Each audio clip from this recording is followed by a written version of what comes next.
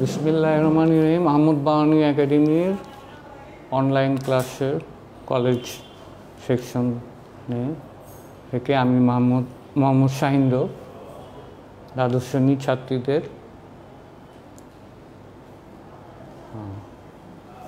রসায়ন দ্বিতীয় পত্র প্রথম অধ্যায় পরিবেশ রসায়ন নিয়ে তোমাদের সাথে আলোচনা করব। দীর্ঘদিন করোনা ভাইরাসের কারণে তোমরা ক্লাস করতে পারোনি, তাই অনেক ক্ষতিগ্রস্ত হয়েছে লেখাপড়া, সেই জন্য তোমাদের অনলাইন ক্লাস শুরু হয়েছে। এর আগেও করেছি, এখন আজকে আবার কিছুদিন পর আবার শুরু করলাম পরিবেশ রসায়ন।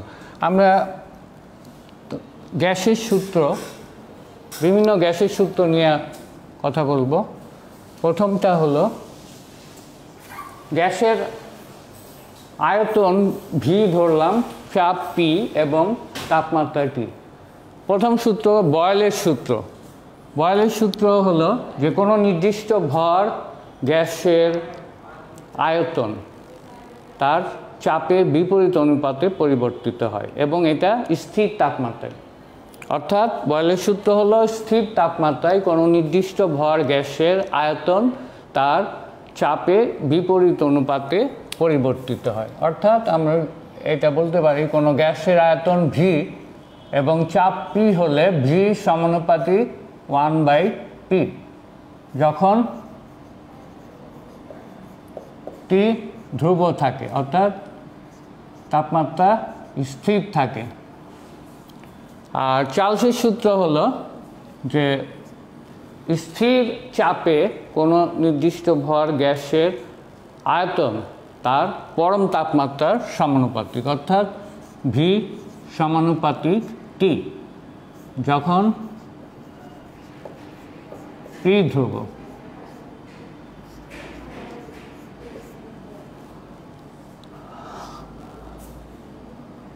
অর্থাৎ কোন নির্দিষ্ট ভর গ্যাসের আয়তন তার চাপের তার পরম তাপমাত্রার সমানুপাতিক যখন চাপ বা পি ধ্রুব থাকে। আর অ্যাভোগাড্রোর সূত্র হলো যে স্থির তাপমাত্রা ও চাপে সম আয়তন বিশিষ্ট সকল গ্যাসে সমান সংখ্যক অণু থাকে, অর্থাৎ ভি সমানুপাতিক এন। এখানে যখন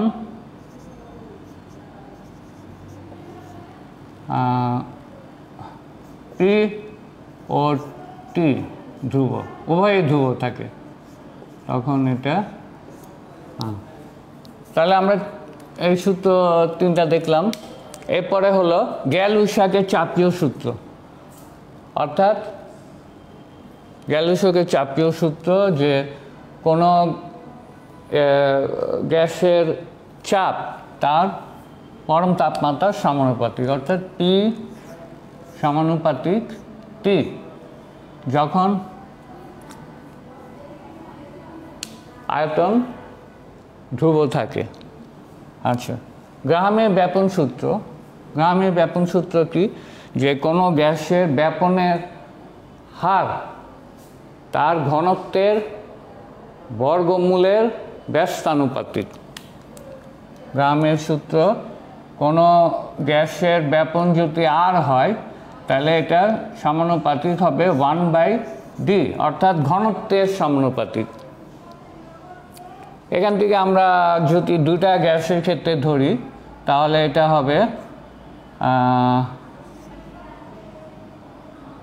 R1 equal to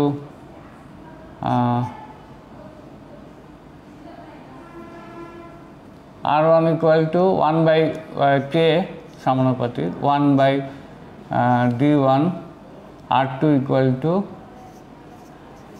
k 1/d2। R1/R2 হবে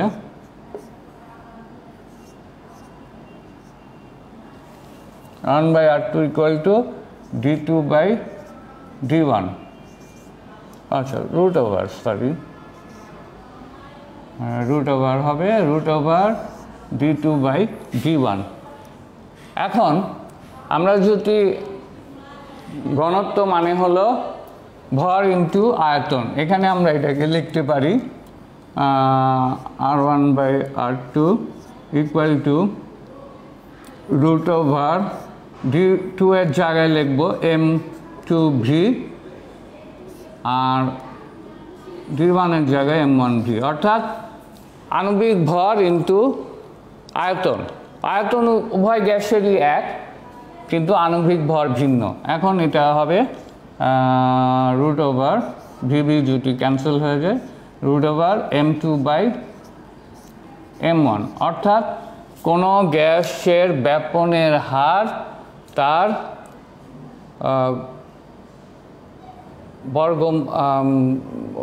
বর্গমূলের আণবিক ভরের বর্গমূলের ব্যস্তানুপাতিক। ওকে, এই হলো গ্রাহামের ব্যাপন সূত্র। অর্থাৎ এখানে R সমানুপাতিক 1/m, এটা হলো গ্রাহামের ব্যাপন সূত্র। এরপর আসলে ডাল্টনের আংশিক সূত্র।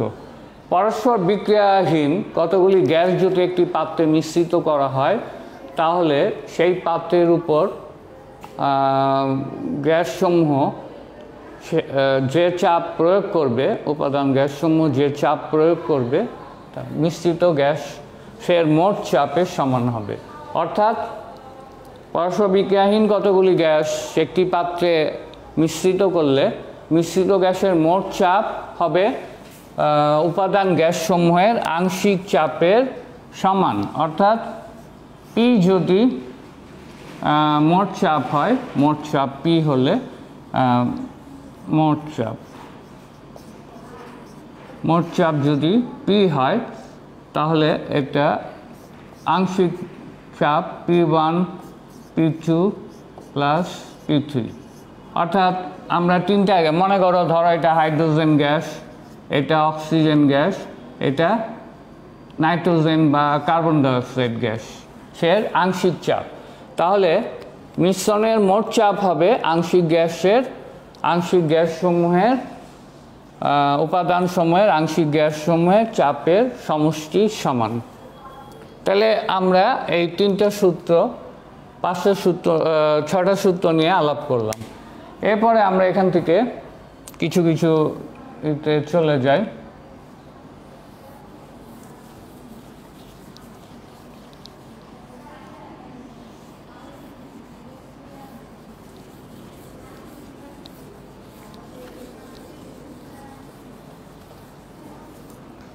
আমরা প্রথম তিনটা সূত্র, বয়েলের সূত্র, চার্লসের সূত্র, অ্যাভোগাড্রোর সূত্র, এই তিনটা সূত্রকে একত্রিত করে আমরা পাই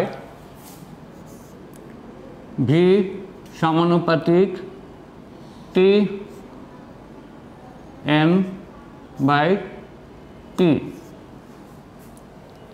বা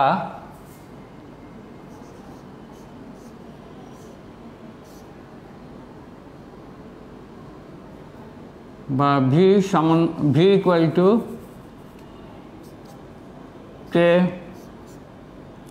T/N/P, বা PV is equal two K/N/T। এখন K এর জায়গায় আমরা সার্বজনীন গ্যাস ধ্রুবক R ব্যবহার করব। K equal to R। K হলো ধ্রুব সংখ্যা, K ইকুয়াল টু ধ্রুবক, আর R হলো সার্বজনীন গ্যাস ধ্রুবক। এটা হলো সার্বজনীন গ্যাস ধ্রুবক। সার্বজনীন গ্যাস ধ্রুবক হলো R। তাহলে এখানে আমরা PV ইকুয়াল টু N/R/T লিখতে পারি। এটাকে বলা হয় আদর্শ গ্যাস সমীকরণ। একে বলা হয় আদর্শ গ্যাস সমীকরণ, আদর্শ গ্যাস সমীকরণ বা ইকুয়েশন অফ স্টেট। এই আদর্শ গ্যাস সমীকরণ আমরা ব্যবহার করে এটা আদর্শ গ্যাসের সমীকরণ থেকে আমরা আণবিক ভর এবং গ্যাসের ঘনত্ব বের করতে পারি। হ্যাঁ, প্রয়োগ আদর্শ গ্যাস সমীকরণের প্রয়োগ হলো 1 নম্বর হলো আণবিক ভর।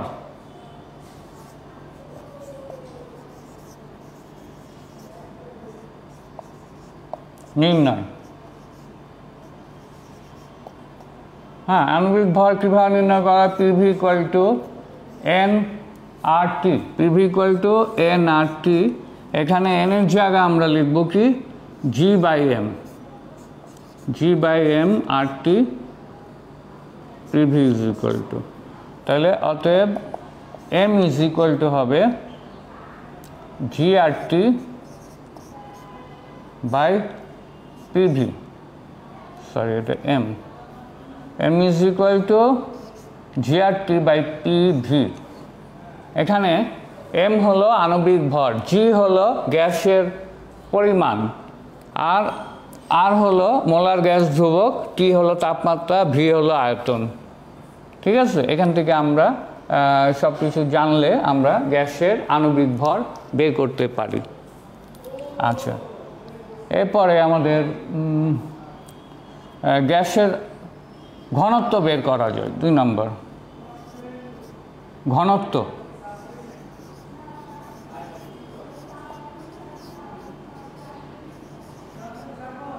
ঘনত্ব নির্ণয়, অর্থাৎ এখানে ঘনত্ব নির্ণয় করার হলে আমরা এখানে PV equal to NRT G/m RT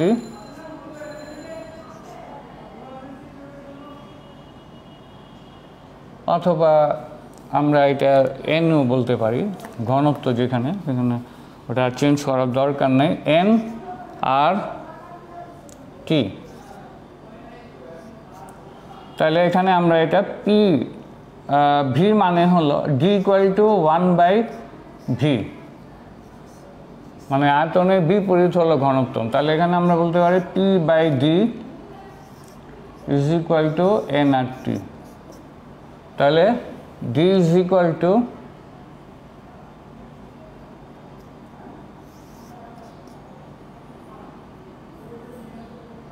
NRT,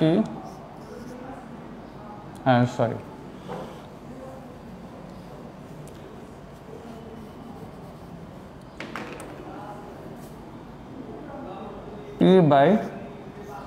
P/NRT। এখান থেকে আমরা গ্যাসের ঘনত্ব বের করতে পারি। ঠিক আছে,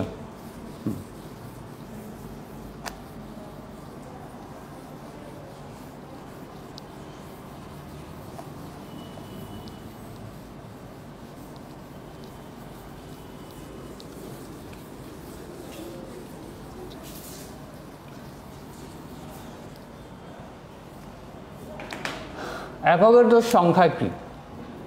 অ্যাভোগাড্রোর সংখ্যা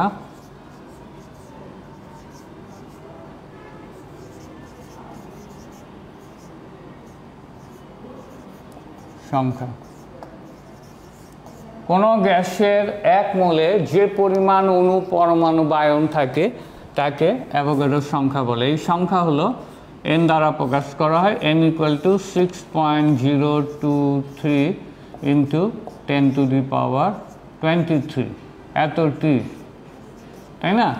এখন এই যুগান্তকারী সংখ্যা দিয়ে আমরা কোনো গ্যাসের কতটুকু কী পরিমাণ, সেখানে কতটি অণু আছে কী পরিমাণে, সেটা আমরা বের করতে পারি। মনে করো 5 গ্রাম কার্বন ডাইঅক্সাইডে 5 গ্রাম CO2 এ কতটি অণু থাকে, এটা প্রশ্ন করলে কীভাবে উত্তর দিবে? তাহলে আমরা কার্বন ডাইঅক্সাইডের আণবিক ভর কত? কার্বন ডাইঅক্সাইড হলো CO2 is equal two 12 plus 16 into 2 সমান 12 যোগ 32 সমান 44। তাহলে এখন 44 গ্রাম CO2 এ অণু আছে,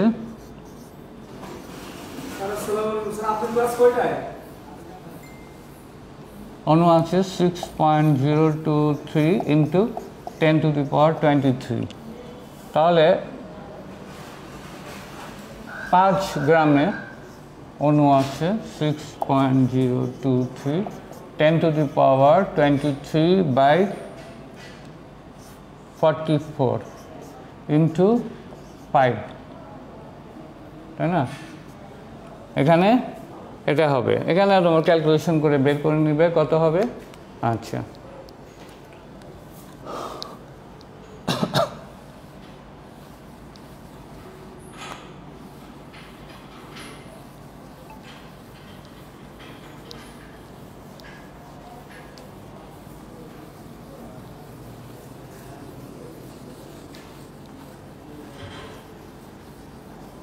কারণ আদর্শ তাপমাত্রা ও চাপ একটা টার্ম আছে, এটা আমাদের জানতে হবে।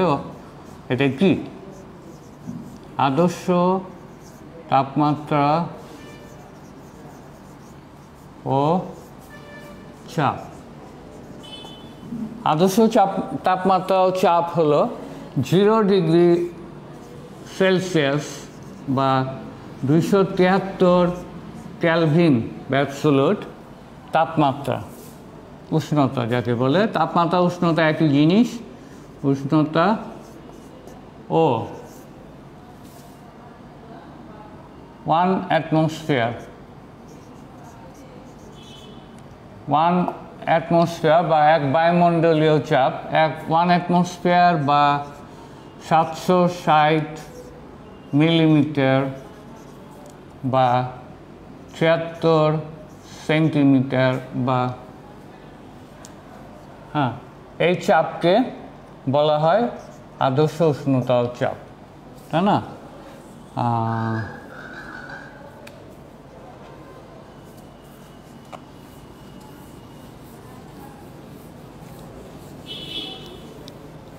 আচ্ছা, এখন আমরা বয়েল ও চার্লসের সূত্রকে সমন্বয় করতে পারি। বয়েল ও চার্লসের সূত্রের সমন্বয়ে আমরা কি পাই? ভি সমানুপাতিক T/P বা PV is equal to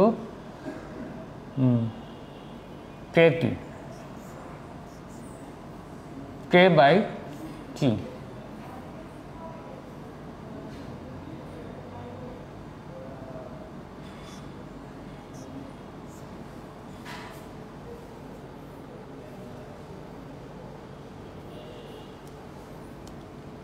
boil ও চার্লসের সূত্রের সমন্বয়ের মাধ্যমে আমরা T/P, PV is equal to KT, বা আমরা বলতে পারি যে PV/T is equal to K, অর্থাৎ চাপ এবং আয়তনের গুণফলকে তাপমাত্রা দিয়ে ভাগ করলে ধ্রুব হয়। এখন আমরা যদি অন্যান্য গ্যাসের ক্ষেত্রে, দুইটা গ্যাসের ক্ষেত্রে তুলনা করি, তখন হবে 2 এর অধিক গ্যাস P1V1/T1 ইকুয়াল টু, চাপ যদি P1 হয়, P2 হয়, P3 হয় ইত্যাদি হয়, এবং আয়তন যদি V1 হয়, V2 হয়, V3 হয়, তখন P1V1/T1 is equal two P2V2/T2 is equal two P3V3/T3 dot একেবারে PN/VN/TN ইকুয়াল টু ধ্রুবক K হবে। অর্থাৎ এটা হলো বয়েল ও চার্লসের সূত্রের সমন্বয়। আমরা যখন অঙ্ক করব তখন এই সূত্রের সাহায্যে আমরা এটা P1V1/T1 ইকুয়াল টু P2V2/T2 দুটা গ্যাসের ক্ষেত্রে যখন আমরা অঙ্ক করব তখন এইভাবে আমরা আসব। ওকে, তাহলে এটা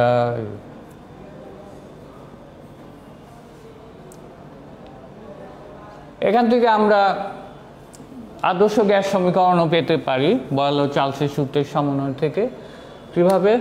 যে এখানে আমরা এটাকে বলতে পারি যে PV is equal two RT, কারণ আমরা বলছি কে জায়গায় আমরা সার্বজনীন গ্যাস ধ্রুবক, আরটা হলো সার্বজনীন গ্যাস ধ্রুবক, সার্বজনীন গ্যাস ধ্রুবক, সার্বজনীন গ্যাস ধ্রুবক আর যদি আমরা প্রতিস্থাপন করি তাহলে পিভি ইকুয়াল টু আরটি হবে 1 মোল গ্যাসের ক্ষেত্রে ফর 1 মোল, আর যদি n মোল হয় তখন হবে PV equal to nRT n মোলের ক্ষেত্রে ফর n মোল। তাহলে এই আমাদের এখন আরেকটা জিনিস আমাদের বলি, মোল কাকে বলে? মোল হলো কোনো গ্যাসের আণবিক ভরকে গ্রামে প্রকাশ করলে তাকে মোল বলা হয়। তাহলে 1 মোল হাইড্রোজেন ইকুয়াল টু 2 গ্রাম, কারণ হাইড্রোজেনের আণবিক ভর হলো 2। 1 মোল CO2 ইকুয়াল টু কত? 44 গ্রাম। আর 1 মোল অক্সিজেন হলো 32, কারণ অক্সিজেনের আণবিক ভর হলো 32, তাই এই মোল আমরা এভাবে প্রকাশ করব, অর্থাৎ আণবিক ভরকে গ্রামে প্রকাশ করলে তাকে মোল বলা হয়। বুঝতে পারছো? এখন আমাদের মোটামুটি এগুলি এখানে সিম্পল কিছু অঙ্ক আছে, তোমরা দেখবে, না বুঝলে কলেজে এসে আমার সাথে যোগাযোগ করবে এবং আমি বুঝিয়ে দিব। হ্যাঁ, অঙ্ক এবং প্রশ্ন মানে আগামী ক্লাসে দিব। আগামী ক্লাসে তোমাদেরকে গ্যাসের গতিতত্ত্বের উপরে আলোচনা করব, গ্যাসের গতিতত্ত্ব এবং তার মৌলিক স্বীকার্য, তারপরে বর্গমূল বর্গবেগ, হ্যাঁ, তারপরে ভ্যান ডার ওয়াল সমীকরণ বাস্তব গ্যাসের ক্ষেত্রে, আদর্শ বাস্তব গ্যাসের পার্থক্য ইত্যাদি নিয়ে আগামী ক্লাসে আলোচনা করব, তোমরা দেখে আসবে। ওকে, আর আজকে তো এই মোটামুটি এখানে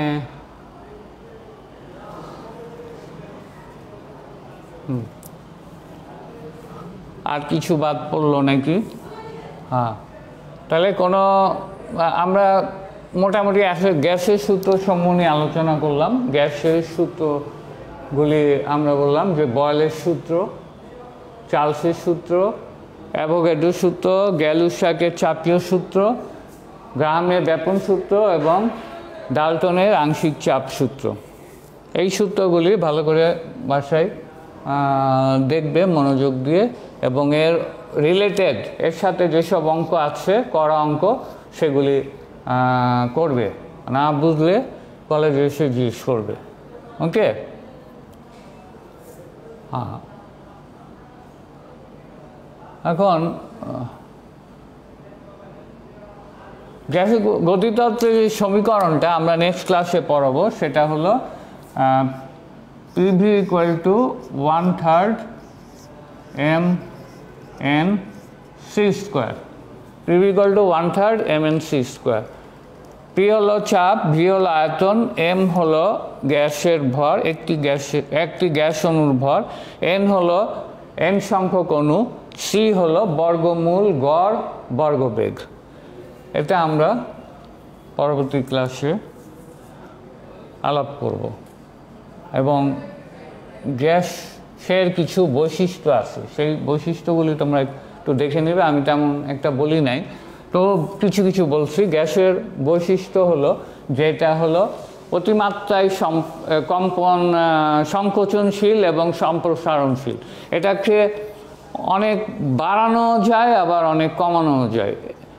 একটু গ্যাসকে তোমার পুরা একটা ঘরে ছেড়ে দিলে এটা সম্পূর্ণ ঘর ভরে যাবে, এর আয়তন বেড়ে যাবে। আর যদি ওই গ্যাসটাকে একটা ঘরের গ্যাসটাকে একটা ছোট কৌটার মধ্যে আবদ্ধ করা যায় তাহলে এটা একটা অল্প পরিমাণ জায়গায় এই গ্যাসকে রাখা যাবে। তারপরে গ্যাস অণুসমূহের মধ্যে কোনো আকর্ষণ বিকর্ষণ নাই। তারপরে হলো যে গ্যাসের একটি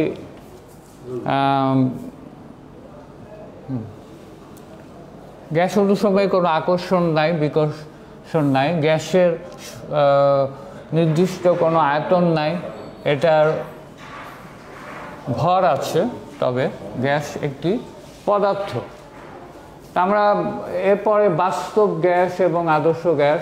আদর্শ গ্যাস যেগুলি, সেগুলি হলো আদর্শ গ্যাস সমীকরণ মেনে চলে, আর প্রায় সব গ্যাসই বাস্তব গ্যাস, তার আদর্শ গ্যাস সমীকরণ মেনে চলে না সকল তাপমাত্রা ও চাপে, তাই তাদেরকে বাস্তব গ্যাস বলে। আর বাস্তবে আদর্শ গ্যাস তেমন একটা নাই, কম তাপমাত্রা এবং বেশি চাপে অনেক সময় কয়েকটা বাস্তব গ্যাস আদর্শ গ্যাসের মতন আচরণ করে। তো এই পর্যন্তই আজকে তোমাদের কাছ থেকে বিদায় নিচ্ছি। তোমরা ভালো থেকো, স্বাস্থ্যবিধি মেনে সুস্থ থেকো এবং দোয়া করো যাতে আমাদের আবার ক্লাসে শারীরিক উপস্থিতিতে ক্লাস করতে পারি। খোদা হাফেজ।